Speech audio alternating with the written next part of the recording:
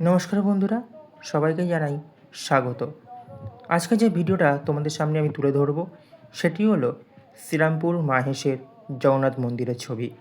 গত 16ই জুলাই দেশ জুড়ে পালিত হয় রথযাত্রা উৎসব, আর এই উৎসবেই সামিল হতে চলে এসেছিলাম শ্রীরামপুর মাহেশে।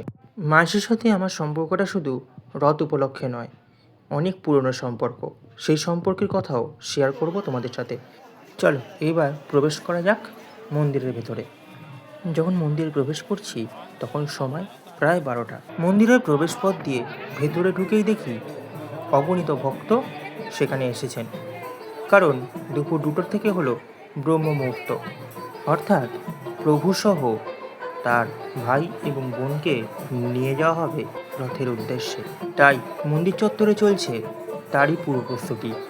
এসেছেন অগণিত ভক্তরা, এসছেন বাউল সম্প্রদায়ও, চলছে প্রভুর গান এবং পূজা অর্চনা। সকালবেলায় প্রভুর ভোগ আরতি হওয়ার পর প্রভু তার ভক্তদের দেখার জন্য নিজেই গর্ভগৃহ থেকে বেরিয়ে আসেন দালানে, আর এখানেই হয় ভগবান ও ভক্তের মহামিলন।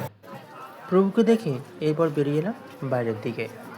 রথযাত্রা উপলক্ষে এখানে বসে 1 মাসব্যাপী এক বিশাল মেলা।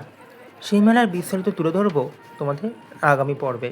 আর ভিডিওটা যদি পছন্দ হয়ে থাকে তাহলে অবশ্যই লাইক এবং সাবস্ক্রাইব করে আমাদের পাশে থাকবে, এবং কমেন্ট করে তোমাদের মূল্যবান মন্তব্যটি জানাতে ভুলো না। দেখা হচ্ছে পরের ভিডিওতে।